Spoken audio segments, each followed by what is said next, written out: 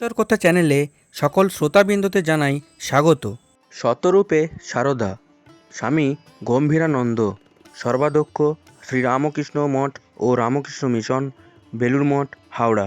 মাতৃ সমীপে এ তো পাতানো মায়ের সন্তানের প্রতি স্নেহ নয়। এই অল্প সময়ের মধ্যে এমন সম্পর্ক পাতানো অসম্ভব।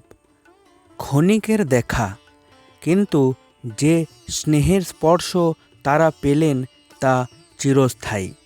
এ যেন দীর্ঘকাল পথে ঘোরা মা হারা সন্তানের মাকে ফিরে পাওয়া।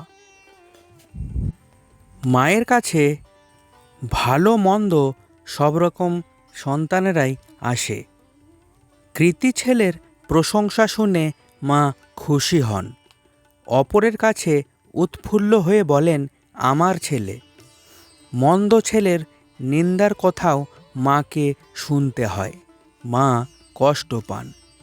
কিন্তু মায়ের স্নেহ ভালোবাসা উভয় সন্তানের প্রতি সকল অবস্থাতেই সমান থাকে, ব্যবহারেও কোনো তারতম্য থাকে না। এই প্রসঙ্গে মনে পড়ছে নবাসনবাসী এক সন্তানের প্রতি মায়ের অপার স্নেহের কথা।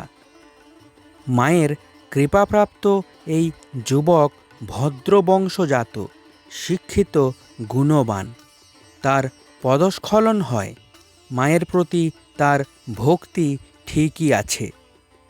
আগের মতোই নিয়মিত আসা যাওয়া করে। অন্য ভক্তদের কিন্তু এটা ভালো লাগে না। তারা মাকে বলেন তিনি যেন যুবকটিকে আসতে নিষেধ করে দেন। মা ছেলের জন্য খুব দুঃখ প্রকাশ করলেন ঠিকই, কিন্তু বললেন বাবা, আমি মা হয়ে তাকে এসো না এ কথা বলতে পারবো না। সন্তানের আসা যাওয়া বন্ধ হলো না, মায়ের স্নেহাদেরও কিছু কমল না। কিন্তু ছেলের মনে ক্রমে ক্রমে অনুশোচনা আসে। সে নিজের ভুল বুঝতে পারে। 9-10 বছরের বালক গোবিন্দ জয়রামবাটিতে মায়ের বাড়ির গরুর দেখাশোনা করে। একবার তার বেশ খোশ পাজরা হয়। একদিন রাত্রে যন্ত্রণার তীব্রতা খুব বেড়ে যাওয়ায় সে অধীর হয়ে কাঁদতে থাকে। ছেলের কান্নায় রাতে মায়ের চোখে ঘুম আসে না।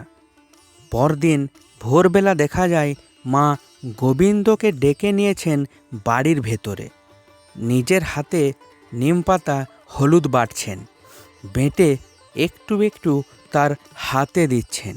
কিভাবে লাগাতে হবে তা দেখিয়ে দিচ্ছেন, আর গোবিন্দ সেইভাবে লাগাচ্ছে।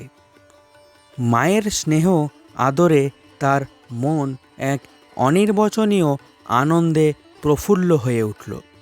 দুজনের মুখ দেখে, কথাবার্তা শুনে কে বুঝবে যে গোবিন্দ নিজের ছেলে নয়?